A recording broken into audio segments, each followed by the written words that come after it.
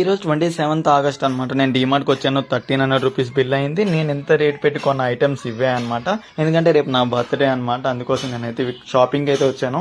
And అక్కడి నుంచి నేను డెలివరీ ఏజెంట్ వాళ్ళ ఇంటికి వచ్చేసాను అనమాట.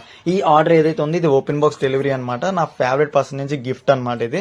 దీనికోసం నేను చాలా రోజుల నుంచి వెయిట్ చేస్తున్నాను, ఎప్పుడు వస్తుందా అని. ఫైనల్ గా ఆ రోజు వచ్చేసింది. నేను డైరెక్ట్ గా ఇంకా ఆగలేక డైరెక్ట్ గా డెలివరీ ఏజెంట్ వాళ్ళ ఇంటికే వెళ్ళిపోయాను అనమాట ఆర్డర్ తీసుకోవడానికి.